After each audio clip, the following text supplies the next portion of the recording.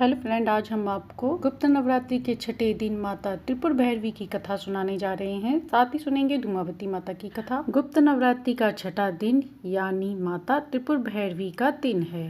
ये माता के छठे रूप में इनकी पूजा की जाती है। आज के दिन विधि विधान से पूजा करने से भक्तों के सभी कष्टों का निवारण हो जाता है। माता त्रिपुर भैरवी की पूजा करने से व्यक्ति को राजयोग का सुख भी मिलता है। यदि किसी व्यक्ति में अहंकार होता है तो उसका भी नाश हो जाता है। इनकी पूजा करने से जीवन में संपन्नता आती है और धन संबंधी समस्या भी दूर होती है। इनकी साधना करने से 16 कलाओं से निपुण पुत्र की प्राप्ति होती है। माता त्रिपुर सुंदरी माँ काली का रूप मानी जाती हैं। ये महाविद्याओं में से 10 महाविद्याओं की छठी देवी मानी जाती हैं। त्रिपुर का अर्थ है तीनों लोक और भैरवी का अर्थ है काल भैरव से है। उग्र स्वभाव वाले काल भैरव भगवान शिव के रुद्र अवतार माने जाते हैं। माता त्रिपुर भैरवी का रूप माँ काली से मिलता जुलता है। माता की 4 भुजाएं और 3 नेत्र हैं। इनके बाल खुले हुए रहते हैं और इनका दूसरा नाम षोडशी भी है। त्रिपुर भैरवी को रुद्र भैरवी, त्रिपुन भैरवी, नित्य भैरवी, भद्र भैरवी, कोलिश भैरवी, शमशान भैरवी, संपद प्रदा भैरवी आदि नामों से जाना जाता है। आइए सुनते हैं माता त्रिपुर भैरवी की उत्पत्ति की कथा। एक बार की बात है, माता काली की इच्छा हुई कि वह अपना दोबारा गौण वर्ण प्राप्त करें। यह सोचकर वह अपने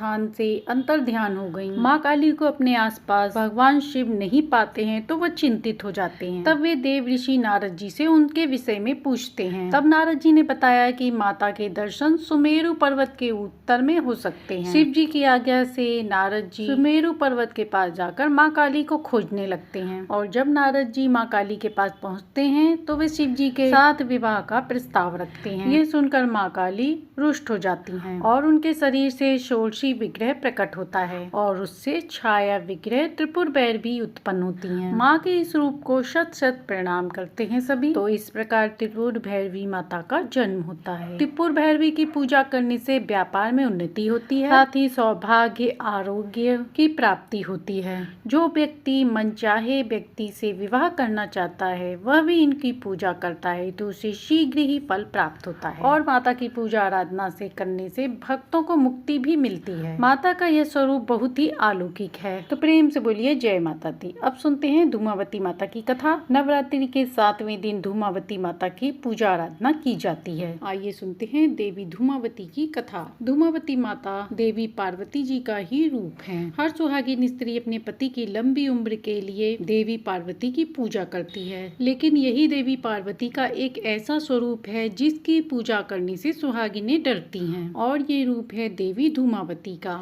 क्योंकि देवी पार्वती इस रूप में एक विधवा स्त्री की तरह दिखती हैं। सुहाग पर इनका प्रभाव ना हो इसलिए सुहागिन स्त्रियां इनकी पूजा नहीं करती हैं, हालांकि दूर से ही इनके दर्शन करती हैं। आइए जानते हैं देवी पार्वती सुहागिन से विधवा कैसे बनी और धूमावती क्यों कहलाई गयी। पुराणों के अनुसार एक बार माता पार्वती को बहुत भूख लगी, किंतु कैलाश पर उस समय कुछ भी नहीं था, इसलिए वह भगवान शंकर के पास गयी और उनसे भोजन की मांग करने लगी।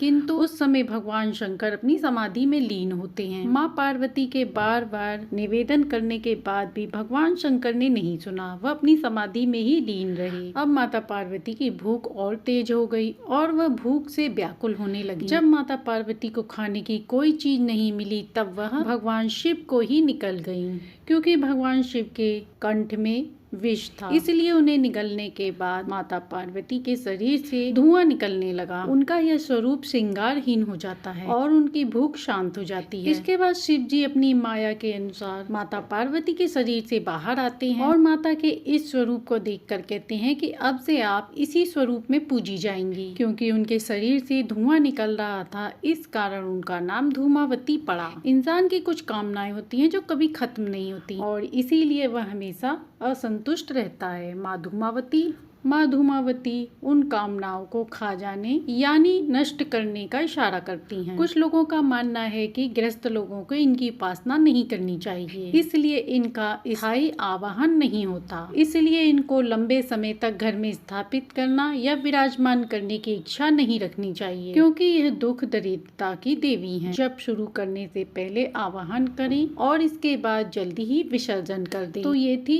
गुप्त नवरात्रि में 10 महाविद्याओं में सुनी सुनी जाने वाली माता त्रिपुर भैरवी और माता धूमावती की कथा। जो भी व्यक्ति इनकी पूजा नहीं कर सकता परंतु इनकी कथाओं को भक्ति भाव से श्रवण करता है, माता उनके समस्त दुखों को हरती हैं। आइए गुप्त नवरात्रि में सुनते हैं माता के 32 नाम। जो भी व्यक्ति श्रद्धा भाव से इन 32 नाम का श्रवण करता है, माता उसकी समस्त मनोकामना पूर्ण करती हैं, साथ ही संकटों का नाश करती हैं। तो चलिए शुरू करते हैं। माता का पहला नाम है दुर्गा, जो दुर्गी गम्य रूप से प्राप्त होने वाली है। माता का दूसरा नाम है दुर्गातिशमनी, अर्थात कष्टों को मिटाने वाली। तीसरा नाम है दुर्गापदी निवारणी, दुर्गम कार्यों को सरल बनाने वाली। अगला नाम है दुर्गम छेदिनी, दुर्गम कार्यों को छेदन करने वाली। दुर्ग साधनी अर्थात दुर्गति को नष्ट करने वाली। दुर्गनाशनी अर्थात दुर्गति दायिनी, आपत्तियों का निवारण करने वाली। दुर्गतोद्धारिणी उद्धार करने वाली। दुर्गा निहंत्री दुर्ग राक्षस का हनन करने वाली। दुर्गमापहा अर्थात दुर्गति का अपहरण करने वाली। दुर्गम ज्ञानदा अर्थात आत्मज्ञान प्रदान करने वाली। दुर्ग दैत्य लोक दवान ला, दैत्यों के वन को अग्नि रूपी वन में नष्ट करने वाली। दुर्गमा अर्थात अर्थ है अत्यंत सरंभ पूर्वक साधना से प्राप्त होना। सरंभ पूर्वक का अर्थ होता है कि जो बहुत अधिक कठिन साधना के बाद प्राप्त होती है। दुर्गमा लोका दुर्गम प्रकाश युक्त। दुर्गमात्व स्वरूपिणी अर्थात योगी ध्यान आत्म स्वरूप वाली। दुर्ग मार्ग प्रदान शिव ज्ञान का मार्ग प्रदान करने वाली। दुर्गम विद्या अर्थात विद्या स्वरूप। दुर्गमाश्रिता कुंडली को आश्रित करने वाली। दुर्गम ज्ञान संस्थाना विज्ञान स्वरूपिणी। दुर्गम ध्यान वासनी अर्थात कक्षतर ध्यान योग से आभासित होने वाली। दुर्ग मोहा अर्थात अज्ञान को मोहने वाली। दुर्गमागा दुर्गम रूप से प्राप्त होने वाली। दुर्गमार्थ स्वरूपिणी योगिनियों को भी ध्यान गम्य न